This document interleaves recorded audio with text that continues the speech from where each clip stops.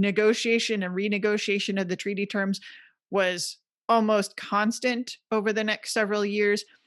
And somewhat ironically, the people that the United States appointed to these roles, two of them were actually captives in Algiers from 1785 to 1795. So their experience in understanding how the court of Algiers worked or how the court of the Barbary States worked was entirely from the position of being a captive. So you can imagine there was some cognitive dissonance there trying to negotiate with people who had just held you captive for 10 years. But all of these consuls were always writing back to the Secretary of State and whoever else would listen to say, this is not something we can maintain. First of all, the United States doesn't have this much money to be supplying these annual presents. So this isn't like a one-off deal. This is something you have to pay every single year.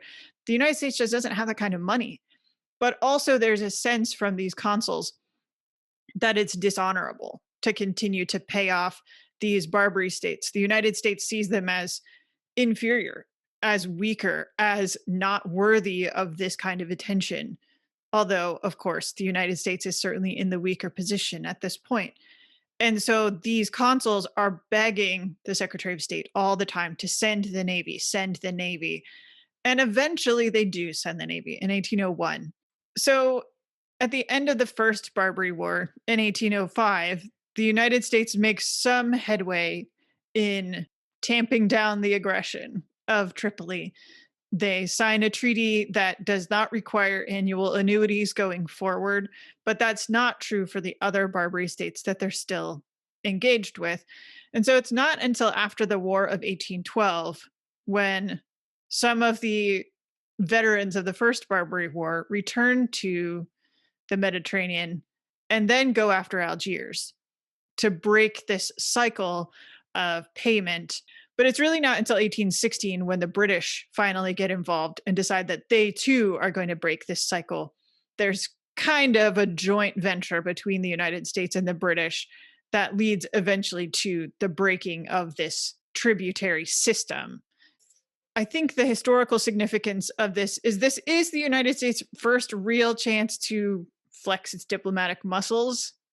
They don't flex particularly well, but they do try.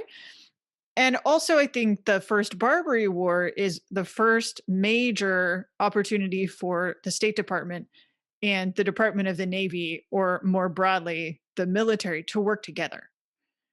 And they have to work together very closely because while the Navy is fighting against Tripoli, all the other Barbary states still have to be placated.